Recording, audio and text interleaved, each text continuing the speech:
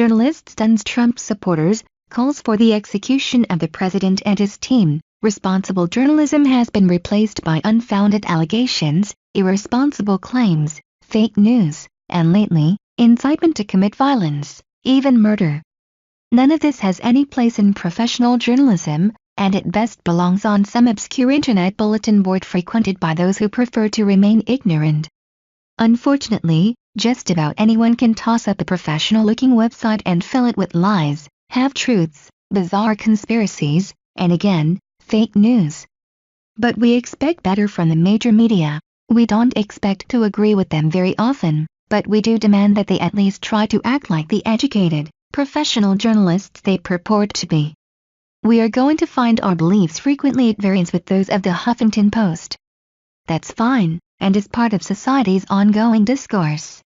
But we condemn the publication of a piece, especially by an alleged professional writer, that calls for the ultimate punishment for a president of the United States. We all know what that means, and it is despicable, grossly irresponsible, and unprofessional. From the Daily Caller, the Huffington Post pulled a piece calling for the execution of President Donald Trump published Saturday by contributor Jason Fuller.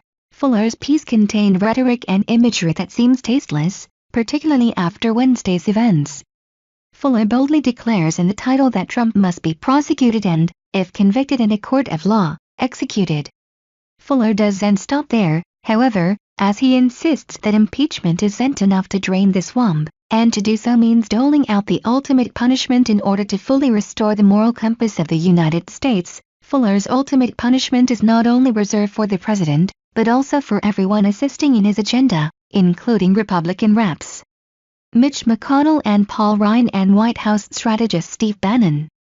Fuller claims that all must face justice by being tried, convicted and ultimately executed for treason.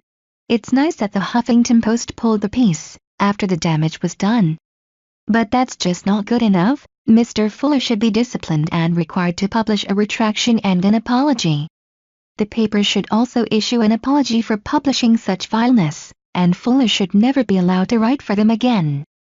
If these individuals at the Post don't understand why this should be done, we suggest they return to wherever they purport to have studied journalism and demand a tuition refund.